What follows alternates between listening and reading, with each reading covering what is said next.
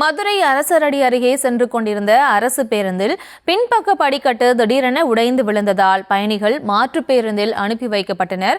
இது தொடர்பான விவரங்களோடு இணைகிறார் இந்த செய்தியாளர் பாலமுருகன். வணக்கம். இந்த பேருந்தில் எத்தனை பேர் வரை பயணம் செய்தார்கள்? அவர்களின் நிலைமை எப்படி இருக்கு? முழு விவரம். நிச்சயமாக மதுரையில் அரசு பேருந்து பின்பக்க படிக்கட்டு உடைந்து ஏற்பட்டிருக்கிறது.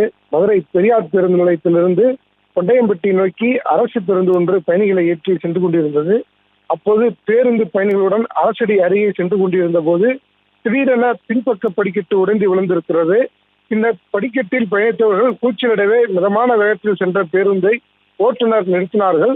பேருந்து பயணிகள் மாற்று பேருந்தில் பயணிக்க ஏற்பாடு செய்து நடத்துனர் அனுப்பி வைத்திருக்கிறார் என்றும் நல்வாய்ப்பாக பேருந்தில் பயணிக்கும் போது அதிர்ஷ்டவசமாக உயிர் தப்பிவிட்டோம் என்று பேருந்தில் பயணித்த பயணி ஒருவர் இந்த வீடியோவை இணையத்தில் வெளியிட்டது தற்போது வைரலாகிறது.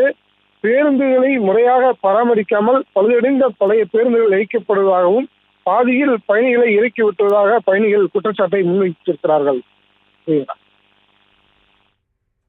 விவரங்களுக்கு நன்றி பாலமுருகன்.